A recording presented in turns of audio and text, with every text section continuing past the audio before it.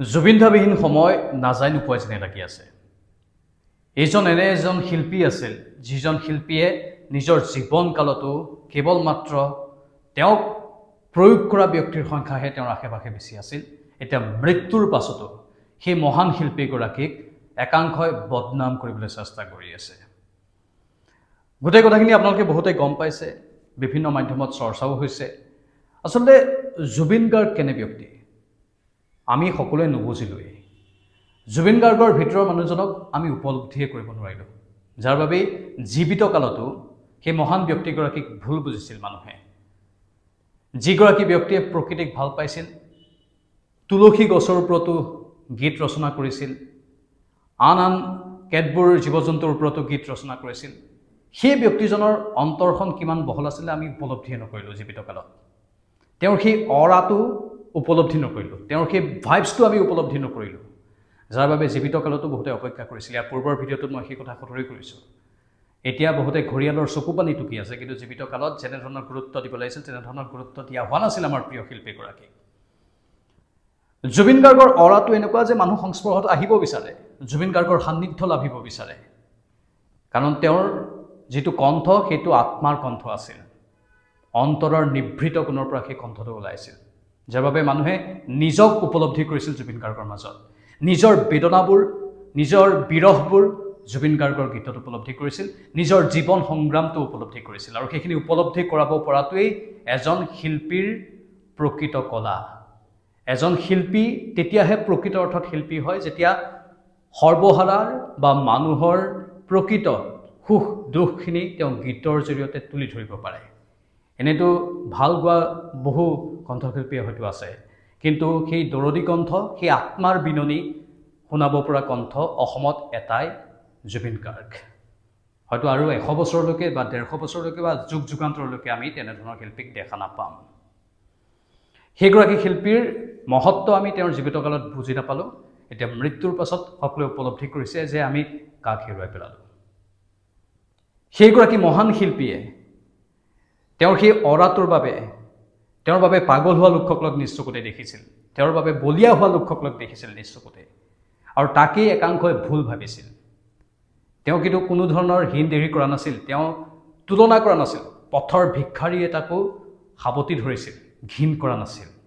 এনেই তথাকথিত শিল্পীবোৰে ৰাস্তাৰ কাষৰ যদি কোনোবা এজনে সেই শিল্পীগৰাকীৰ প্ৰশংসা কৰি থাকে, কাষ চাপিবলৈ হয়তো কুণ্ঠাবোধ কৰিব, যদি ভিক্ষাৰী হয়, লেতেৰা বা পথত বাগৰি থকা মানুহ হয়, বা মানসিকভাৱে বিকাৰগ্ৰস্ত যদি লোক হয়। কিন্তু জুবিনে তেনেধৰণৰ লোককো সাৱটি ধৰিছিল, মানসিকভাৱে বিকাৰগ্ৰস্ত মানুহকো সাৱটি ধৰি নিজৰ জেকেট খুলি দিছিল। জুবিন গাৰ্গৰ বহু এনেধৰণৰ কাহিনী আছে, যিবোৰ আমি কিছুমান দেখিছোঁ ভিডিঅ'ত, কিছুমান দেখা নাই, শুনিছোঁ, কিন্তু নেদেখাকৈ তেওঁ সমাজৰ মানুহৰ বাবে কাম কৰি আছিল। সেইগৰাকী ব্যক্তিক বাৰু কোনে ভাল নাপাব? একে লিংগৰ বা বিপৰীত লিংগৰ সকলোৱে আহি তেওঁক এবাৰ সাৱটি ধৰিবলৈ চেষ্টা কৰিবই, কাৰণ তেওঁ মানুহক বুজি পাইছিল, মানুহৰ এই জীৱ জগতৰ আমাৰ উপলব্ধিবোৰ তেওঁ কৰিছিল। এই হাড় মাংসৰে গঠিত আমাৰ শৰীৰটোক ওপৰত গৈ এই সৰ্বাত্মা বা সমগ্ৰ প্ৰকৃতিৰ সৈতে আমাৰ জীৱ জগতৰ কেনে সম্পৰ্ক সেইটোক উপলব্ধি কৰিছিল, আৰু তাকেই একাংশই ভুল বুজিছিল। এতিয়াও বহুতে ক'বলৈ চেষ্টা কৰি আছে অমৃত প্ৰভা নে কি সেইগৰাকীয়ে হেনো কৈছে, আমি শুনামতে যেতিয়া জবানবন্দী গ্ৰহণ কৰি আছে SIT দলে, তেতিয়া আবুল তাবুল কথা হেনো বলকিছে SIT তদন্তকাৰী বিষয়াৰ আগত। 2024 চনৰ পৰা হেনো জুবিন গাৰ্গক চিনি পায়, আমুক তামুক, ইমান দিনীয়া এটা সম্পৰ্ক, এইবোৰ নাভুত নাচৰুত কথা, যি টি কথা বলকি আছে অমৃত প্ৰভাই। অমৃত প্ৰভাই হয়তো পাহৰি গৈছে, কেৱল তেওঁৱেই গাবলৈ সুযোগ পোৱা নাই, জুবিন গাৰ্গৰ সৈতে বহুতেই সুযোগ পাইছে, আৰু জুবিন গাৰ্গে প্ৰতিগৰাকী মানুহক, সেয়া ল'ৰাই হওক বা ছোৱালীয়েই হওক, সমানে মৰম কৰে আৰু সমানেই আঁকোৱালি লয়। আনকি তেওঁ নিজেও কৈছে যে মোৰ কাৰো সৈতে কম্পিটিশ্যন নাই, 25-30 বছৰ ধৰি গান গাই আছোঁ, মই কাৰো সৈতে কম্পিটিশ্যনত যাব নিবিচাৰোঁ, সকলো আহক আমাৰ মাজলৈ, আমাৰ সমাজৰ বাবে কাম কৰক, মানুহৰ বাবে কাম কৰক। আৰু মানুহৰ বাবে কাম কৰাৰ যিটো তাৰণা, সেয়া জুবিন গাৰ্গৰ মাজত আমি দেখিবলৈ পাইছিলোঁ।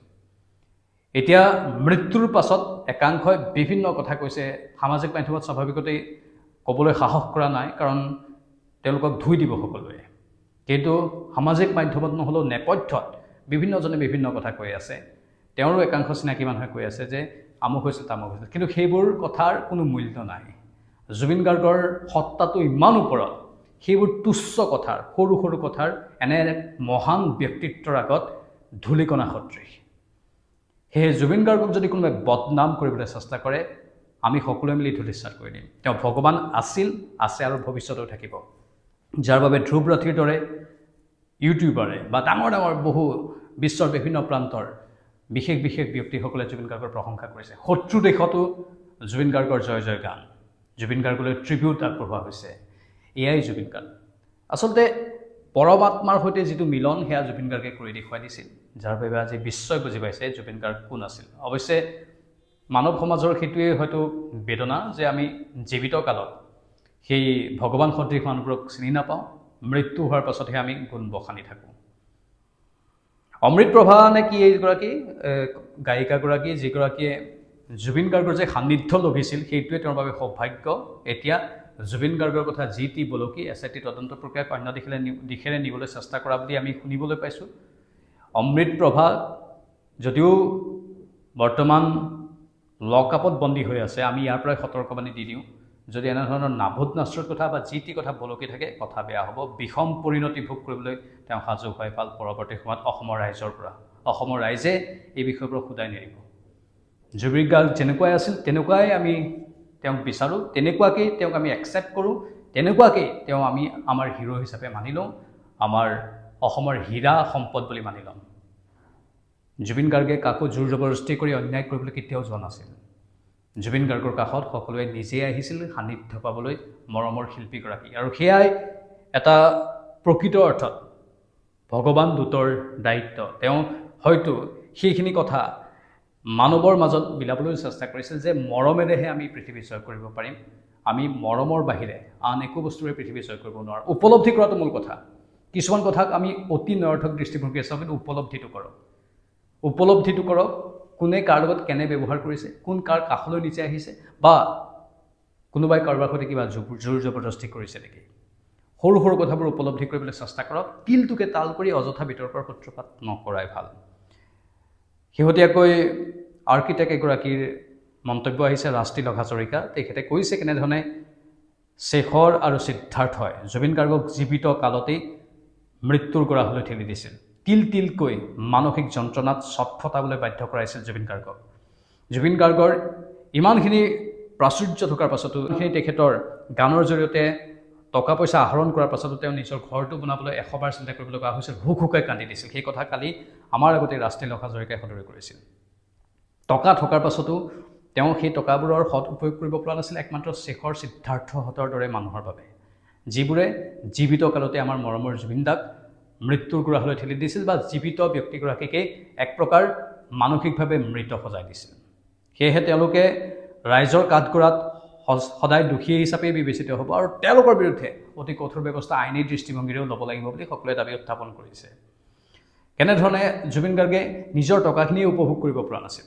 গৰিমা শইকীয়া গাৰ্গৰ বাবে খাৰগুলিৰ ঘৰটো নিজৰ পত্নীৰ বাবে উপহাৰ দিম বুলি তেওঁ ভাবি থাকোঁতেই গ'ল। সেই সপোন পূৰণ নহ'ল। সেইগৰাকী আছিল জুবিন গাৰ্গ। মহান একোগৰাকী ব্যক্তি এনেই হৈ নাযায়। দুটামান ভিডিঅ' ক্লিপিং ছ'চিয়েল মিডিয়াত এৰি দিলেই, ডাঙৰ ডাঙৰ কথা কৈ দিলেই মহান ব্যক্তি হৈ নাযায়। মহান ব্যক্তি হ'বলৈ সঁচা অৰ্থত মহান কামো কৰিব লাগিব, যিটো আমাৰ মৰমৰ শিল্পী জুবিন গাৰ্গে কৰি দেখুৱাইছিল। আৰু তেওঁৰ বিষয়ে এতিয়া একাংশই যেনেধৰণৰ কথাবোৰ ক'বলৈ চেষ্টা কৰে, সেই কথাবোৰক অসমৰ ৰাইজে কেতিয়াও সমৰ্থন নকৰে। আৰু জুবিন গাৰ্গ যেনেকৈ আছে তেনেকুৱাই বা তেনেকুৱাকৈ তেওঁ আমাৰ বাবে ভগৱান, আমাৰ বাবে প্ৰাণৰো প্ৰাণ সদায় হৈ থাকিব, সদায় অমৰ হৈ থাকিব জুবিন দা। সেইটোৱে বাৰ্তা। যি কি নকওক, মানুহে যেনেধৰণে কথাবোৰ নকওক কিয়, এনেও মানুহৰ এটা স্বভাৱ কিছুমানৰ যে কিছুমান সৰু সুৰা দিশকেই তালফাল কৰি পেলাই অন্য এক ৰূপ দিবলৈ চেষ্টা কৰে। আৰু ইয়াত ষড়যন্ত্ৰও নিহিত হৈ আছে দুষ্ট চক্ৰৰ, যিবোৰ দুষ্ট চক্ৰ এতিয়া আৰক্ষীৰ জালত বন্দী হৈছে, তাৰে এটা চক্ৰই হয়তো ষড়যন্ত্ৰ ৰচনা কৰিছে জুবিন গাৰ্গক অলপ বেয়া ধৰণে প্ৰচাৰ কৰাৰ। আৰু আমি কিন্তু কেতিয়াও সেইবোৰ কথাত ভুল নাযাওঁ। এই ক্ষেত্ৰত আপোনালোকৰ মতামত কি? কমেণ্ট বক্সত কমেণ্ট কৰি জনাব। বিদায় লৈছোঁ, নমস্কাৰ।